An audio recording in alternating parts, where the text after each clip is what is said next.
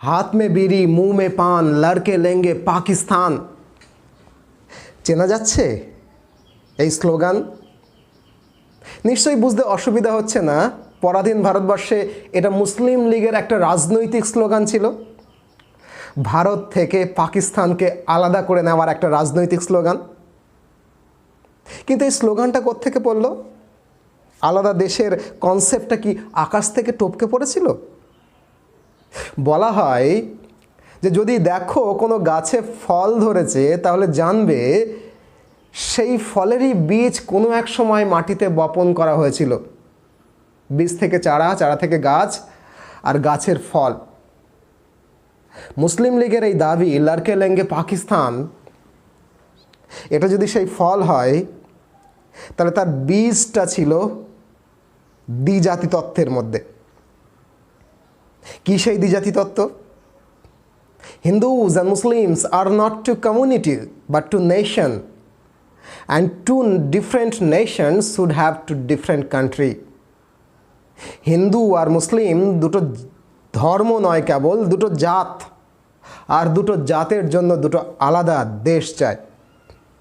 My dear student, ভারতবর্ষের পরাধীন ভারতবর্ষের ইতিহাসে এই কনসেপ্টটা যার মাথা থেকে তৈরি হয়েছিল তিনি আর কেউ নন, স্যার সৈয়দ আহমেদ খান। আমার ক্লাসের মুড দেখে কি এটা মনে হচ্ছে যে স্যার আজকে হিন্দু মুসলিম এই কমিউনাল কথাবার্তা বলবে না? একজন শিক্ষক হিসাবে এটা আমার কর্তব্য খুঁটিনাটি বিশ্লেষণ করে তোমাদেরকে দেখানো যে কেন যার সম্পর্কে আজকের ক্লাস আমাদের, স্যার সৈয়দ আহমেদ খান, যিনি লন্ডন ফেরত একজন মানুষ, উচ্চশিক্ষিত, যাকে মুসলিম সমাজের রামমোহন বলা হবে, মুসলিম সমাজের সমাজ সংস্কারের যার বিরাট ভূমিকা থাকবে, যিনি আলিগড় আন্দোলনের প্রবর্তন করবেন, তিনি হঠাৎ করে আলাদা দেশের এই ধারণা তৈরি করতে গেলেন কেন? আমাদের ভেবে দেখতে হবে গোড়ার কথা, যে তিনি কি এইটা উপলব্ধি করেছিলেন যে আলাদা দেশ ছাড়া গতি নেই, নাকি তিনি ইংরেজ ঘনিষ্ঠ হওয়ার জন্য ইংরেজরা তাকে হিন্দুদের এগেনস্টে ঢাল হিসাবে ইউজ করেছিল? সব কিছু বিশ্লেষণ করব, খুঁটিনাটি বিশ্লেষণ করব। এই বিশ্লেষণ থেকে কোনো একটা অংশও বাদ যাবে না। আজকের আর এই ক্লাসে আমরা পড়ব মুসলিম সমাজের রামমোহন, আবার ভারতের দ্বিজাতি তত্ত্বের জনক, আলিগড় মহামডার্ন আন্দোলনের প্রবক্তা স্যার সৈয়দ আহমেদ খান সম্পর্কে। তার আগে নিজের পরিচয়টা আমি দিয়ে নিই, অনেকেই চেনো আমাকে। আমি সুজিত দেবনাথ, তোমাদের প্রিয় সুজিত স্যার, আর you are welcome in our institution PCS education. Sir Syed Ahmed Khan সম্পর্কে আমাদের আজকের আলোচনাটা আমরা 3টে ধাপে করব।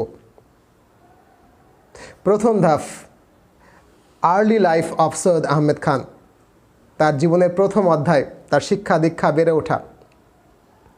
সেকেন্ড পার্টে আমরা আলোচনা করব তার কর্মজীবন, এবং থার্ড পার্টে আমরা আলোচনা করব তার সমাজ সংস্কারমূলক কাজ। সৈয়দ আহমেদ খানের আর্লি লাইফটা ছিল না অ্যারিস্টোক্রেটস, অভিজাত মুসলিমদের যেরকম অ্যারিস্টোক্রেট লাইফ হয়, সৈয়দ আহমেদ খাঁর জীবনটাও কিন্তু এরকম শুরুর দিনগুলো অত্যন্ত সমৃদ্ধ একটা পরিবারে অভিজাতের মতো হয়েছিল। তার জন্ম হয় দিল্লিতে 1817 খ্রিস্টাব্দের 17th of October। আরেকবার বলি, 17ই অক্টোবর 1817 সালে দিল্লিতে একটা সম্ভ্রান্ত মুসলিম পরিবারে তার জন্ম হয়। সম্ভ্রান্ত কোন সেন্সে? তার বাবা মুত্তাকি খান, সৈয়দ মুত্তাকি খান, তিনি সেই সময় দিল্লির বাদশাহ, মুঘল বাদশাহ আকবর শাহ টু, তার অত্যন্ত ঘনিষ্ঠ একজন ছিলেন। দিল্লির বাদশার ঘনিষ্ঠ ছিলেন তার বাবা, অতএব উপলব্ধি করতে পারছ তাদের ঠাট বাট, তাদের পারিবারিক ঐতিহ্য, কালচারটা কত অভিজাত ছিল। অতএব বুঝতেই পারছো ঠিক সময়ে তার লেখাপড়াটাও স্টার্ট হয়েছিল। আর মুসলিম এডুকেশনটা সবসময় কোরআন দিয়েই স্টার্ট হয়, তার ক্ষেত্রেও তার ব্যতিক্রম হয়নি। কিন্তু তার এডুকেশনের ওপরে বিরাট প্রভাব বিস্তার করেছিল তার মা। মায়ের অত্যন্ত লাডলা ছিল এই সৈয়দ আহমেদ খান। মা এর নাম আজিজ উন নিজা। আজিজ উন নিজা একজন নোবেল লেডি ছিলেন তিনি। ছোটবেলা থেকেই ছেলে সৈয়দ আহমেদ খানকে বলতেন, পরোগি তভি পরোগি তভি বারোগি, পরোগি তভি বারোগি, পড়বে তবেই তো বড় হবে। মায়ের কাছ থেকেই তার কিন্তু শিক্ষার হাতে খড়ি। আরবি, ফার্সি, উর্দু, ইংরেজি একের পর এক ভাষা শিক্ষা তার হতে থাকে। কিন্তু ওই যে বললাম, পারিবারিক ক্ষেত্রে গোঁড়ামিটা তাদের ছিল না। সেই জন্য তারা কিন্তু সায়েন্স, ইংরেজি এবং ম্যাথামেটিক্স পর্যন্তও সৈয়দ আহমেদ খাঁকে শিখিয়েছিলেন। সৈয়দ আহমেদ খাঁ প্রথম দিকে চেয়েছিলেন ডক্টর হতে। বিজ্ঞান, ইংরেজি এবং অঙ্কে এই তিনটাতেই কিন্তু তিনি তুখর ছিলেন। অতএব সেই সময় ডাক্তারিতে চান্স পেতে তার খুব বেশি সমস্যা হয়নি। তিনি যখন ডাক্তারি পড়ছেন সেই সময় 1838 খ্রিস্টাব্দ নাগাদ, মাত্র 21 বছর বয়সে তার বাবার দেহান্ত হয়ে যায়। মুত্তাকি খান এর দেহান্তের পর তাদের আভিজাত্যে একটু ভাটা পড়ে। যেহেতু একমাত্র রোজগারের সদস্য তার বাবা, তার মৃত্যু হয়ে যায় 21 বছর বয়সে। ডাক্তারি পড়াটা অর্ধসমাপ্ত অবস্থাতে রেখেই তাকে কাজে যোগ দিতে হয়। প্রাইমারিলি তার দাদার, একটা দূর সম্পর্কের দাদার একটা পত্রিকা ছিল। সৈয়দ আহমেদ খাঁ সেই পত্রিকাতে লেখক হিসাবে বা ওই পত্রিকার অফিসে কাজে যোগ দেন। 2 বছরের মধ্যেই, মেধা তো কম ছিল না, 1840 খ্রিস্টাব্দ নাগাদ তিনি ইস্ট ইন্ডিয়া কোম্পানির আন্ডারে ক্লার্ক হিসাবে যোগ দেন। কিন্তু ক্লার্ক হিসেবে যোগ দিলে কি হবে? মেধা, বুৎপত্তি, প্রতিভার বলে সে ক্রমশ ক্লার্ক থেকে পদোন্নতি করতে থাকে। এবং শুনলে অবাক হবে, 1857 খ্রিস্টাব্দে যখন মহাবিদ্রোহ হচ্ছে গোটা ভারতবর্ষে, সেই সময় বিজনোর নামক একটা জায়গা, উত্তরপ্রদেশের বিজনোর, সেই বিজনোরের সদর আমিন ছিলেন এই সৈয়দ আহমেদ খান। বলা হয় 1757 সালে যখন সিপাহী বিদ্রোহ হচ্ছে, ম্যাক্সিমাম মুসলিমরা ইংরেজদের এগেনস্টে অস্ত্র ধরে নিয়েছে, সেই সময় কিন্তু তিনি ইংরেজদের প্রতি অত্যন্ত লয়াল ছিলেন, অত্যন্ত অনুগত ছিলেন ইংরেজদের। এবং বলা হয় যে প্রচুর বড় ইংরেজ অফিসারের জীবন তিনি নিজের দায়িত্ব নিয়ে রক্ষা করেছিলেন। আর এইখান থেকেই শুরু হয় ইংরেজদের সঙ্গে স্যার সৈয়দ আহমেদ খানের ঘনিষ্ঠতা। ইংরেজদের সঙ্গে এই ঘনিষ্ঠতা সারা জীবনে তার বিভিন্ন রকমভাবে কাজে আসবে। ইংরেজদের অত্যন্ত অনুগত হওয়ার জন্য তার কেরিয়ারের গ্রাফ ক্রমশ চড়তে থাকে। উচ্চপদস্থ রাজকর্মচারী হিসাবে ভারতবর্ষের বিভিন্ন জায়গায় যাতায়াত তার বাড়ে। আর এই সময়ই তার ক্রমশ জীবনটা ট্রান্সফরমেশনের দিকে যেতে থাকে। ভারতবর্ষের বিভিন্ন এলাকায় ঘুরতে ঘুরতে তিনি উপলব্ধি করতে পারেন যে মুসলিম সমাজ, আপামর মুসলিম সমাজ ডুবে আছে অশিক্ষার অন্ধকারে।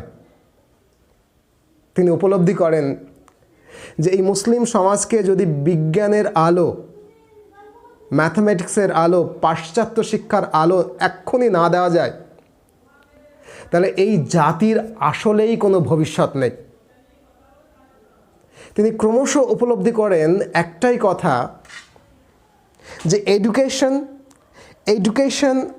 এডুকেশন ছাড়া মুসলিম জাতির আর কোনো বিকল্প নেই। এই সময় তার ভেতর থেকে না ট্রান্সফরমেশন শুরু হয়। তিনি উপলব্ধি করেন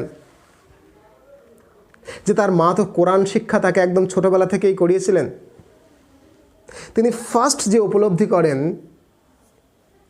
যে কোরআনে একরকম বলা হয়েছে, আর ভণ্ড ধর্মগুরুরা, যাকে মুসলিম সমাজে হুজুর বলা হয়, আমি কিন্তু সব হুজুরের বদনাম করছি না, অনেক হুজুর অত্যন্ত লজিক্যাল কথা বলে, কিন্তু কিছু হুজুর তো থাকে অশিক্ষিত, মূর্খের মতো কথা বলে।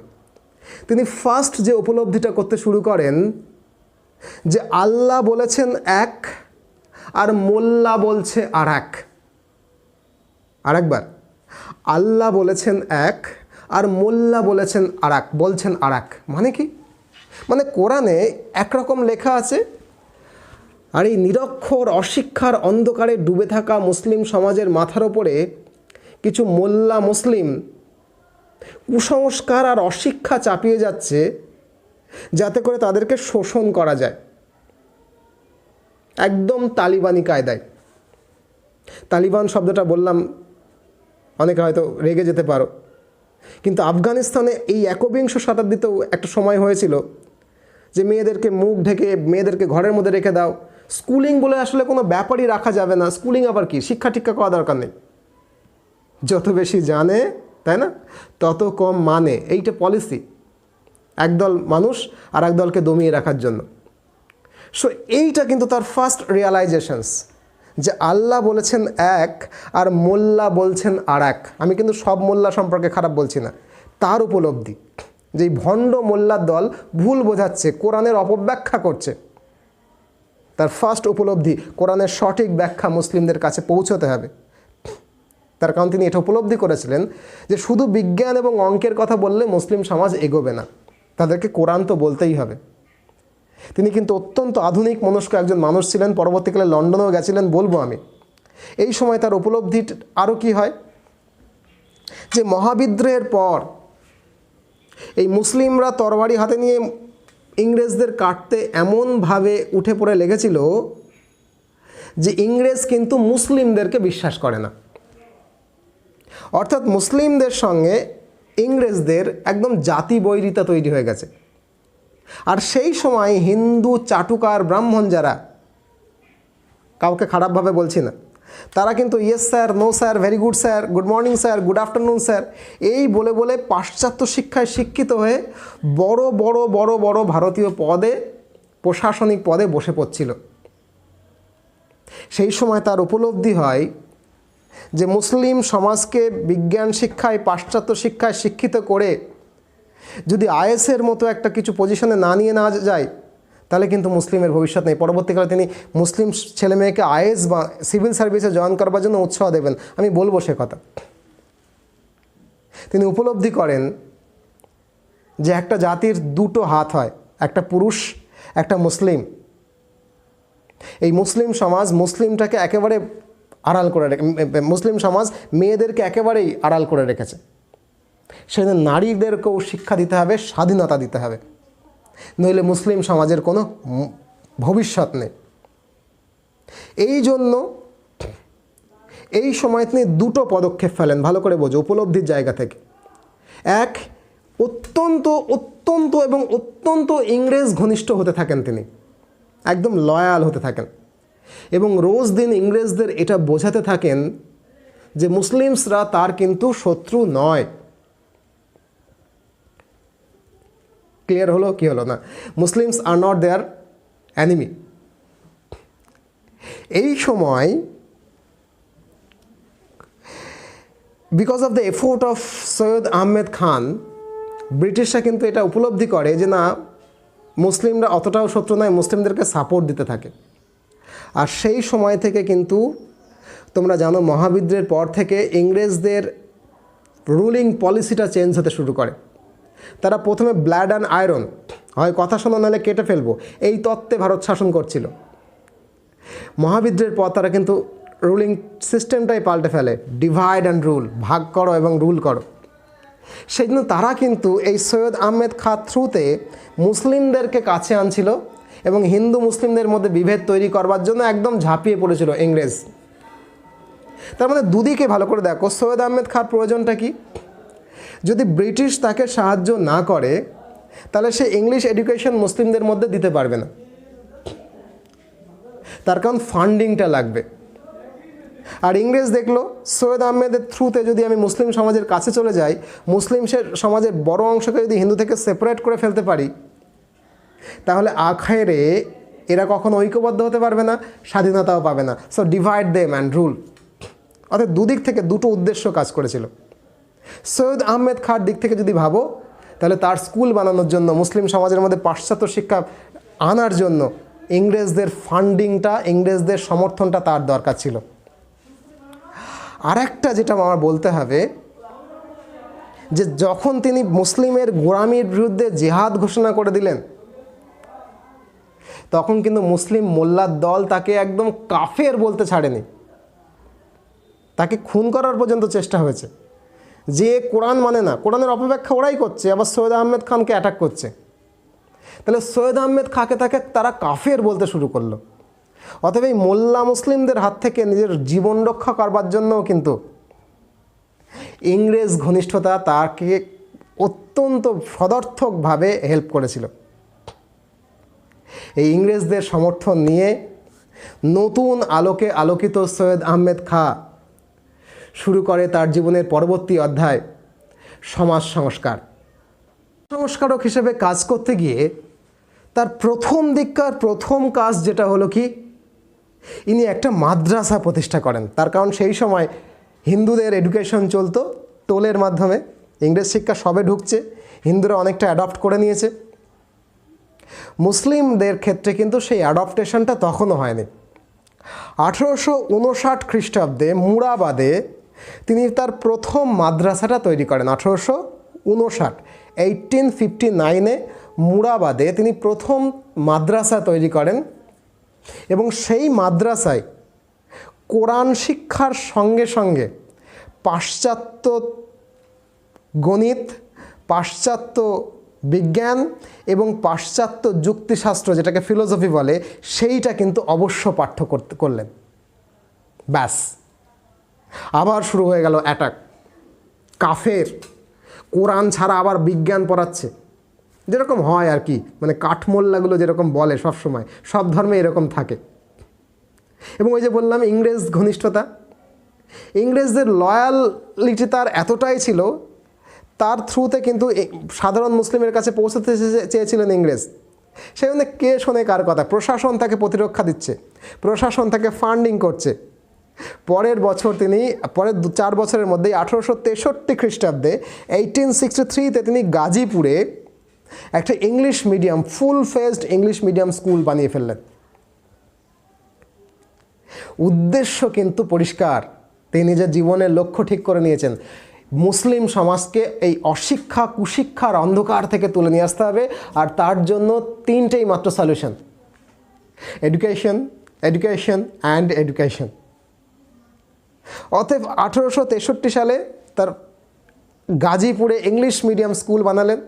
তার পরের বছরই 1864 সালে আলিগড় সায়েন্টিফিক সোসাইটির প্রতিষ্ঠা করলেন। আলিগড় সায়েন্টিফিক সোসাইটির প্রতিষ্ঠার উদ্দেশ্য কী ছিল? To spread the scientific explanation of Quran to the common Muslims. Scientific কথাটার এটা একটা মানে, আর 2 নম্বর মানে হচ্ছে to spread scientific knowledge of western education to the common Muslims. অর্থাৎ সায়েন্টিফিক কথাটা কিন্তু কোরআনের সায়েন্টিফিক ব্যাখ্যা পৌঁছে দিতে হবে, আবার পাশ্চাত্য বিজ্ঞানের যে বৈজ্ঞানিক দিক সেটাও সাধারণ মুসলিমের কাছে পৌঁছতে হবে। এই জন্য 1864 খ্রিস্টাব্দে তার প্রথম সংগঠন আলিগড় সায়েন্টিফিক সোসাইটি প্রতিষ্ঠা করলেন। খেয়াল করে দেখো, তিনি যা করছেন সবটা কিন্তু শুধুমাত্র মুসলিমদের জন্যই করছেন। ক্লিয়ার হলো কি হলো না? শুধুমাত্র মুসলিমদের জন্যই করছেন। তার উদ্দেশ্যই হলো মুসলিমদেরকে শিক্ষার আলোতে নিয়ে আসা।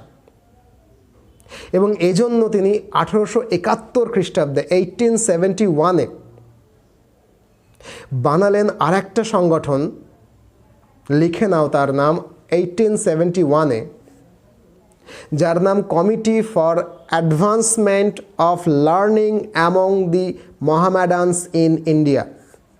Committee for advancement of learning among Mohammedans in India, অর্থাৎ মুসলিমদের অগ্রগতির জন্য, মুসলিমদের উন্নতির জন্য একটা কমিটি যেটা মোহামেডানদের লার্নিংকে এগিয়ে নিয়ে যাবে। অ্যান্ড ইচ অ্যান্ড এভরি আসপেক্টে তিনি কিন্তু ফান্ডিং পাচ্ছেন ব্রিটিশদের কাছ থেকে, ফান্ডিং পাচ্ছেন ধনী মুসলিম অভিজাতদের কাছ থেকে। সমস্ত মুসলিমই তার এগেনস্টে ছিল না কিন্তু। আর এই সময় থেকে কিন্তু ধনী পরিবারের মুসলিম ছেলেমেয়েরা তাদের স্কুলে পড়তে শুরু করেছিল, প্রচুর মানুষ তার সপক্ষে আসতে শুরু করলো। অতএব এই একটা মুভমেন্ট শুরু করার সময় হয়ে গেল। এই সময় থেকেই মূলত 1875 সাল থেকেই তার একটা মুভমেন্ট শুরু হবে যেটাকে বলা হবে আলিগড় অ্যাংলো ওরিয়েন্টাল মুভমেন্ট। তার মূল কেন্দ্র হিসাবে 1875 খ্রিস্টাব্দে, মুভমেন্ট মানে কিন্তু এডুকেশনাল মুভমেন্ট আর কি, পলিটিক্যাল ব্যাপার স্যাপার নিয়ে উনি অনেক পরে কথা বলতে শুরু করবেন। 1875 সালে তিনি প্রতিষ্ঠা করেন অ্যাংলো ওরিয়েন্টাল কলেজ। এই অ্যাংলো ওরিয়েন্টাল কলেজ পরে গিয়ে যার নাম হবে আলিগড় মুসলিম ইউনিভার্সিটি 1920 খ্রিস্টাব্দে। ক্লিয়ার? 1875 সালে আলিগড় অ্যাংলো ওরিয়েন্টাল কলেজ প্রতিষ্ঠা করেন এবং এই সময় থেকে কিন্তু মুসলিমদের মধ্যে ইংলিশ এডুকেশনের স্বর্ণযুগ শুরু হয়। এবং এই সময় থেকেই তাকে বলতে শুরু করা হয় যে he is the Rammohan of Muslims, তিনি হলেন মুসলিম সমাজের রামমোহন। এই আলিগড় অ্যাংলো ওরিয়েন্টাল কলেজের থ্রুতে আলিগড় অ্যাংলো মোহামেডান মুভমেন্ট যেটা, সেই মুভমেন্টের মাধ্যমে মুসলিম সমাজের দরিদ্র থেকে দরিদ্রতম অংশের মধ্যে কোরআনের সায়েন্টিফিক ব্যাখ্যা, মানে যেটা সমাজ সংস্কারের জন্য দরকার, নারী স্বাধীনতা, সকলকে শিক্ষার আলোয় নিয়ে আসা, বন্দোবস্ত করা এবং কি করা, প্রত্যেককে পাশ্চাত্য শিক্ষার আলো দেখানো, এই কাজগুলো তিনি শুরু করেন। এবং এই সময় থেকেই কিন্তু তার মাথায় তার নামের সঙ্গে রামমোহন অফ মুসলিমটা ট্যাগ হয়ে যায়। এই কলেজটা পরবর্তীকালে 1920 খ্রিস্টাব্দে নাম পাল্টে হয়ে যায় আলিগড় মুসলিম ইউনিভার্সিটি। আর এই 1875 পর যখন মুসলিম সমাজের বড় অংশের ওপর তার একটা পাকার তৈরি হয়ে যায়, কন্ট্রোল তৈরি হয়ে যায়, সেই সময় থেকেই কিন্তু ইংরেজ ভাইসরয়ের ঘনিষ্ঠ হতে শুরু করেন তিনি। ইংরেজদের সঙ্গে তার ঘনিষ্ঠতা এমন লেভেলে গিয়ে পৌঁছয় 1878 সালে ভাইসরয়, তৎকালীন ভারতের ভাইসরয় 1878 সালে স্যার সৈয়দ আহমেদ খাঁকে লেজিসলেটিভ কাউন্সিলের সদস্য পদ দিয়ে দেয়। উদ্দেশ্য কিন্তু দ্বিবিধ ছিল। 1878 সালে ভাইসরয়ের লেজিসলেটিভ কাউন্সিলের সদস্য মানে কি, দেশের জন্য যে আইন তৈরি হবে সেই আইন, সেই নীতি নির্ধারণ যারা করবে, সেই নীতি নির্ধারণ কমিটি লেজিসলেটিভ কাউন্সিল, তার সদস্য পদ দেওয়া হচ্ছে সৈয়দ আহমেদ খানকে। তার দুটো কারণ, আপামর মুসলিম সমাজের ওপর তার কন্ট্রোল তৈরি হয়েছে। আর হয়তো এই সময় থেকেই ইংরেজ ভাবতে শুরু করেছে সৈয়দ আহমেদ খানকে দিয়েই খেলবে তারা তাদের মুসলিম তাস, ভারতবর্ষের মাটিতে বপন করবে এই হানাহানি আর দ্বিজাতি তত্ত্বের বীজ। কে বলে, হতেও পারে, এবং এটাই ছিল তাই। অর্থাৎ এই সময় থেকেই 1878 সালের পর থেকেই কিন্তু তার মধ্যে একটু পলিটিক্যাল মুভমেন্টের পলিটিক্যাল কথাবার্তাগুলো শুরু হয়। 1878 সালের শেষের দিকে তিনি তৈরি করেন মোহামেডান অ্যাসোসিয়েশন। এই মোহামেডান অ্যাসোসিয়েশনটা কিন্তু আর সেই অর্থে কোনো এডুকেশনাল ইনস্টিটিউশন বা অর্গানাইজেশন ছিল না। মোহামেডান অ্যাসোসিয়েশন পুরোদস্তুরভাবেই মোটামুটি একটা পলিটিক্যাল অর্গানাইজেশনের মতো কাজ করতে শুরু করেছিল। আর এই সময় তিনি কিন্তু বলতে শুরু করেন যে Hindu and Muslims, they are not only to community, to religion, but to nation, and two nations should have to separate country. অর্থাৎ হিন্দু আর মুসলিম দুটো জাত, দুটো ধর্ম নয়, দুটো সম্প্রদায় নয়, দুটো আলাদা জাতি, আর দুটো আলাদা জাতির দুটো আলাদা দেশ থাকবে। ওই যে ভবিষ্যতে গিয়ে জিন্না বলতে শুরু করবে না, লড়কে লেঙ্গে পাকিস্তান, এখানে তার বীজ বপিত হচ্ছে। কেন তিনি বলেছিলেন? ফার্স্টলি হতে পারে he was influenced by the British.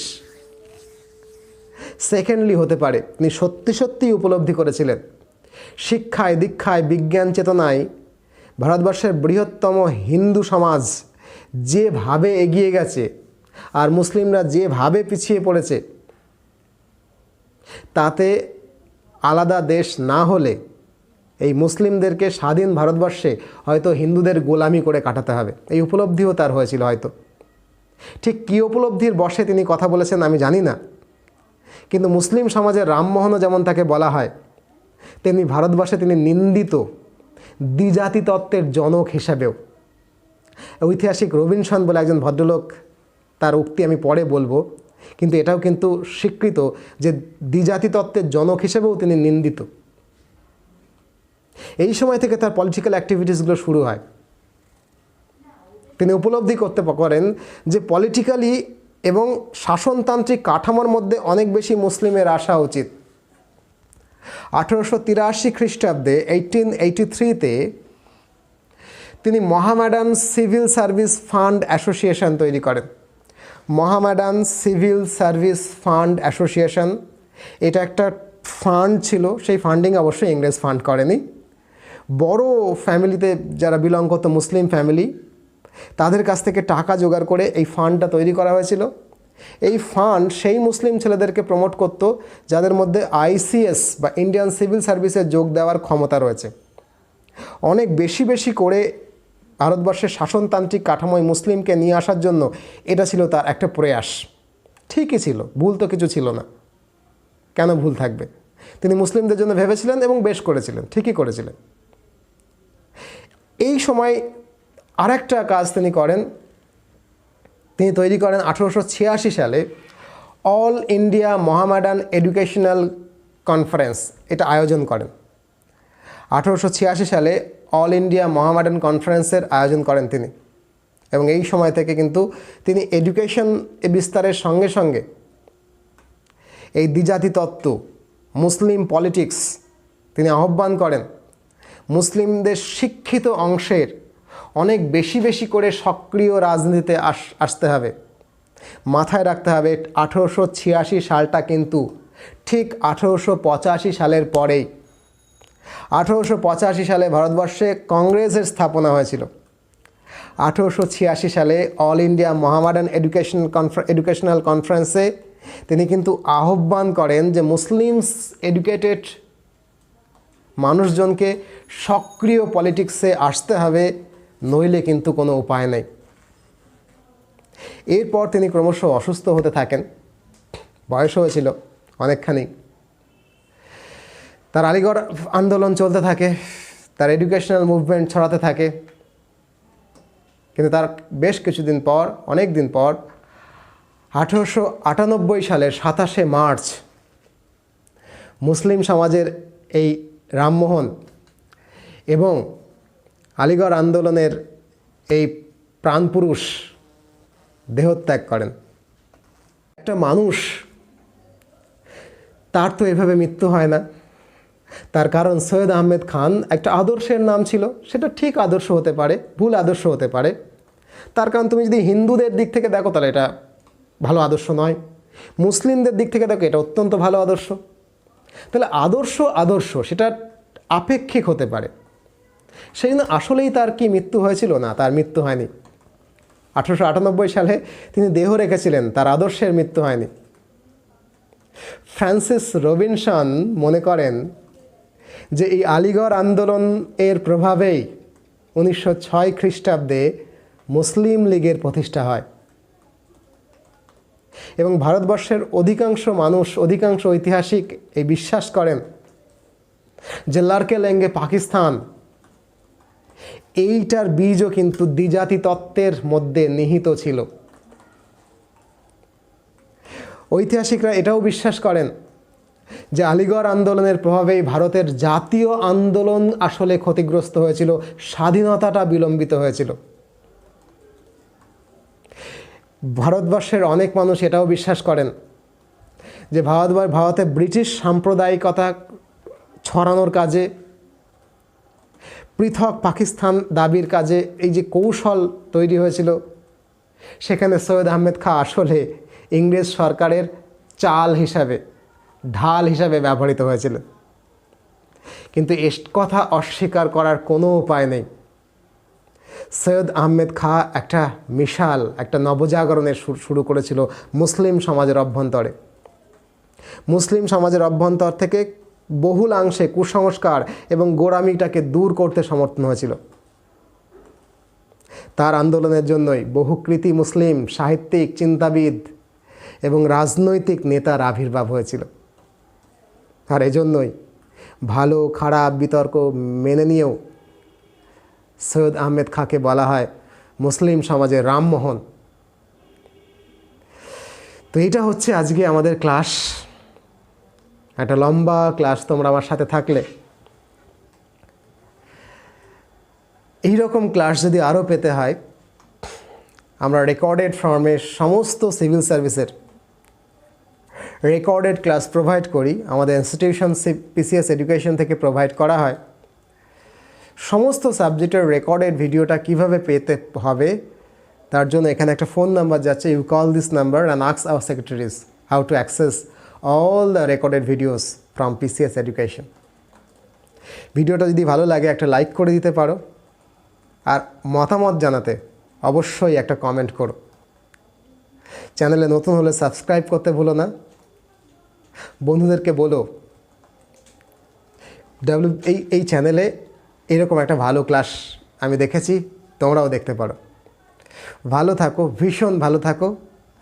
আবার তোমাদের সঙ্গে খুব শীঘ্রই দেখা হবে। আপাতত টাটা, বাই।